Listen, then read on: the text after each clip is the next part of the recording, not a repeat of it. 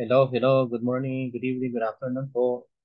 Ngayon naman po ituturo ko sa inyo paano po tayo mag-edit nung picture natin dun sa Canva. Okay po, kasi itong picture na to is gagamitin natin to kung gagawa tayo ng website or pwede rin kung personal na profile ninyo sa Facebook, okay, or cover. So dito po kayo gagawa. Okay, so una po dapat is meron kayong account sa Canva. So madali naman po yun. Download po kayo sa Play Store.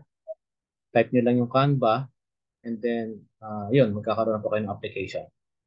And then, once na may Canva na kayo, magano po kayo, mag-login po kayo sa Canva. Then, gamitin na lang po ninyo yung email niyo para po makapag-login. So, ngayon po kung nakapag-login na po kayo, ang unang gagawin niyo po ay, siyempre, pupunta tayo dun sa format natin na isi-send namin sa inyo. Okay, so example, i-click ko to. Yan po yung gagamitin nating profile. And then click nyo po yung edit. Okay, click nyo po itong edit sa baba. Okay. So, click nyo pong edit sa baba. And then, para po makapag-start na kayo mag-edit. So, halimbawa po, mag-edit tayo ng picture. So, ang una pong gagawin natin dyan is, ito pong picture na yan. Siyempre, meron na pong may-ari yan. Ano? So, para po makagawa kayo ng panibagong ikokopyahin nyo lang po yung format. So, click nyo lang po itong apat na square na yan sa baba. And then, click nyo po itong duplicate dito sa baba. Duplicate. Okay? So, duplicate nyo po. And then, ayan.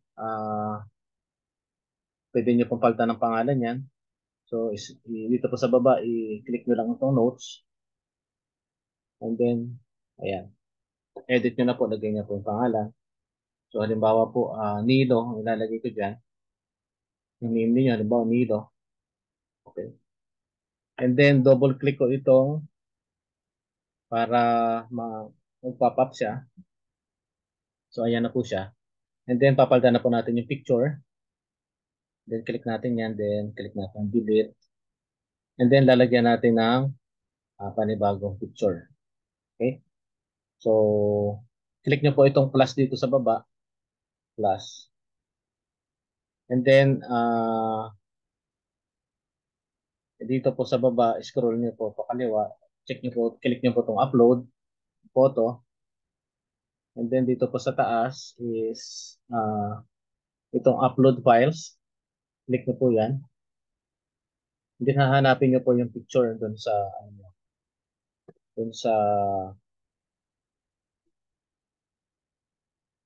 computer nyo. Okay? So, hanapin lang natin yung picture.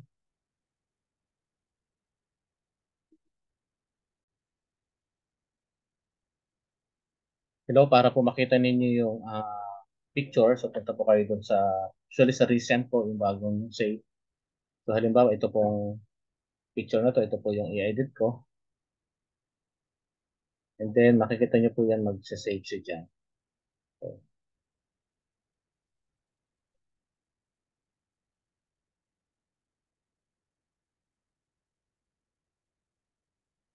So, ayan na po. So, nandyan na po. Pagka nakasave na po siya, click nyo po yung picture. And then, ayan po, i-add natin dun sa page. Okay, so nandito na siya. Okay, so gagawin natin dyan, tatanggalan natin ng background para puti lang po yung background niya. So click nyo po lang yung file, yung picture po, and then punta po kayo dito sa effects. Okay, click nyo po yung effects. And then meron po lalabas dito na BG remover, yan po yung click nyo, o background remover. Click nyo po yan. So makikita nyo po na, ayan, nawala na po yung background. So as much as possible po, hanap po kayo ng picture na pang malakasan. Okay? Hindi naman ganun ka na formal. Basta maayos lang po, maayos lang po yung suot natin to. Kasi ito po yung gagamitin natin na pang attract doon sa mga may i-attach natin to doon sa website natin. So dapat po is presentable. Okay, so ito po pwede niyo po itong i-crop. Ayan, pwede niyo po yan. Pwede malaki. Adjust nyo na lang po. And then, yan, pwede natin lakihan yan.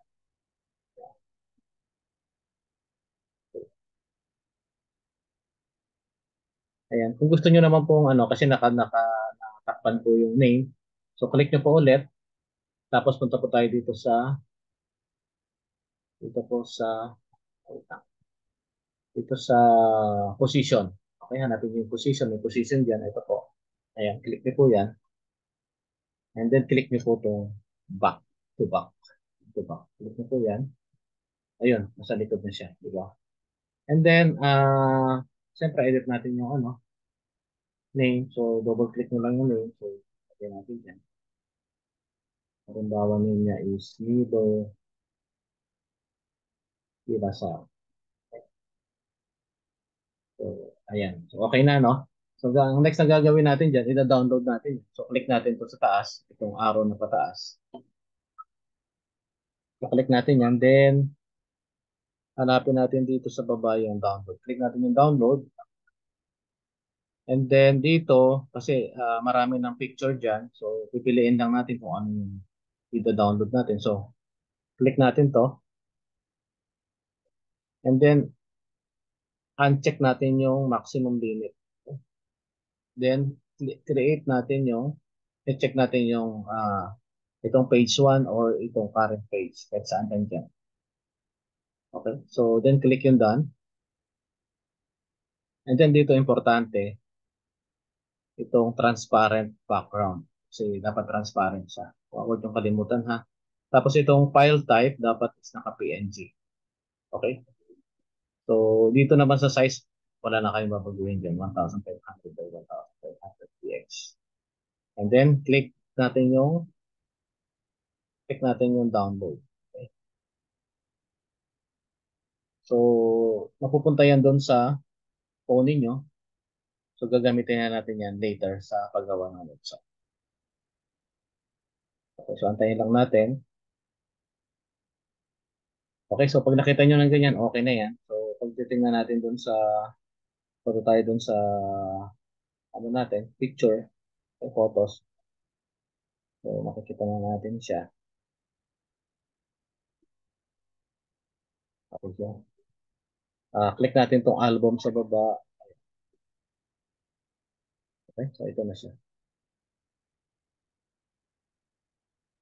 And then ngayon, ang gagawin natin is gawa ulit tayo ng yung second photo doon sa Canva natin. Okay, so punta lang tayo ng home ulit. Hanapin natin yung isang format na gagayahan natin. Okay, so tapos na itong isa, click here to message. Ang gagawin natin, ito na naman isa, yung join our team. Okay, so click lang natin ulit yan. So same lang din ang process. Then, of course, click natin yung edit. Yan. And then magduduplicate tayo pagkatapos nito. So duplicate muna tayo. Kung sa inyo na yung Canva, copy nyo na. So no need na to duplicate. Pero since na isang format lang ginagawa natin, so to be safe, click na ulit itong apat na sa baba. And then, click nyo yung double duplicate. Baba. And then, ayun. Palitan nyo na click nyo muna yung picture, then scroll nyo sa baba. Click nyo yung notes. Palitan natin ang pangalan. So, dito po, palitan natin ang pangalan na Milo. Click nyo yung X, then double click natin yung photo. So, ayan, di ba? So, ngayon, palitan na natin, delete na natin yung picture. And then, palitan natin yung pangalan. Double click yung pangalan. So, palitan natin na Milo Pilasa. I-type natin dyan. Milo Pilasa. Okay? And then, para pag mag-add ng photo, click natin tong sa baba, yung plus.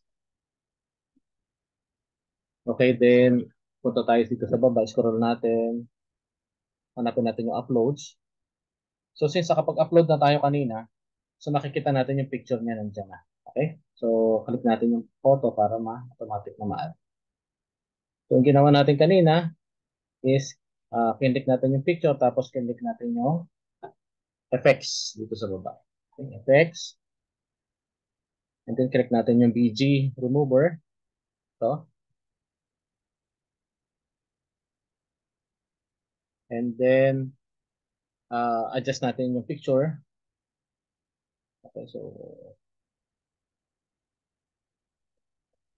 pwedeng ipantay nyo dito kung malaki o dito. Tansyahin nyo na lang. Okay.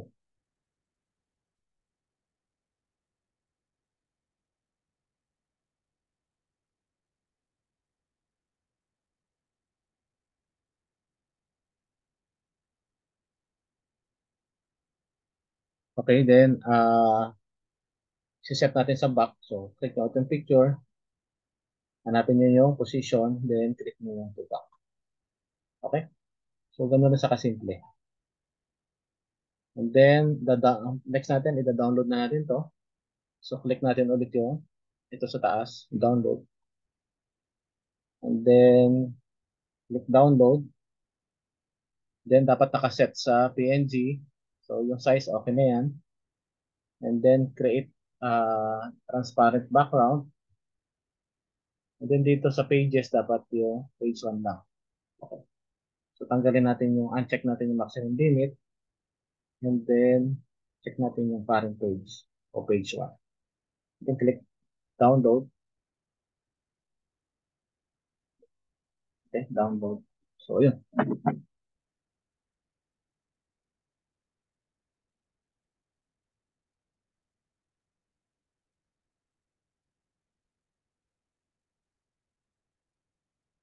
So, ang kailangan lang talaga, mag-download muna kayo ng Canva na application. Okay, so, sabi nagka-error. So, baka sa internet connection. So, pagka ganyan, ano nyo lang, download nyo ulit. Okay, so then, isa kasi pagka mahina talaga yung internet connection, nag-error siya.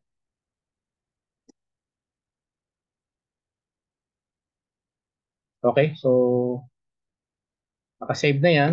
So, pwede natin i-check yan dun sa ano natin, dun sa photo. Kung natin sa photo. Ayan. Okay, so, dapat ganito.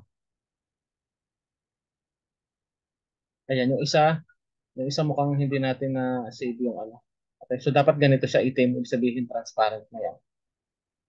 Balikan natin ulit itong isang ano nito. Dapat baka hindi natin na-click ah,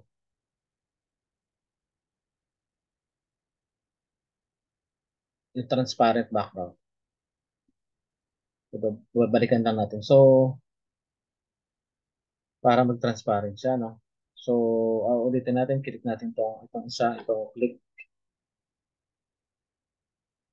here to message. Yan, yung format na yan. Then, balikan natin. Da-download lang natin ulit. Then, click yun natin yung edit. Click natin yung edit.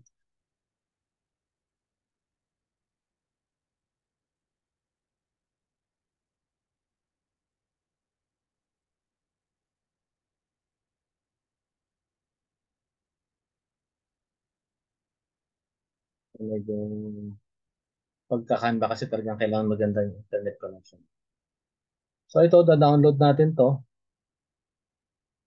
Okay. Download natin. So, click natin ulit dun sa taas. I-click natin yung download.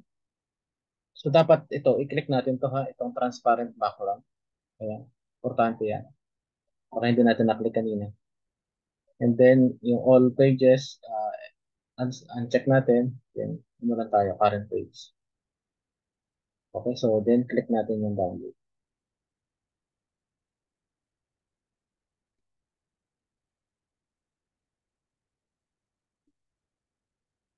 Okay, so tama na yung ano, so dapat ganyan ha, yung black yung background, ibig sabihin transparent. Okay, so yun lang muna. Ang next na ituturo namin is paano kayo makakapag gawa ng website. Okay po, so thank you po.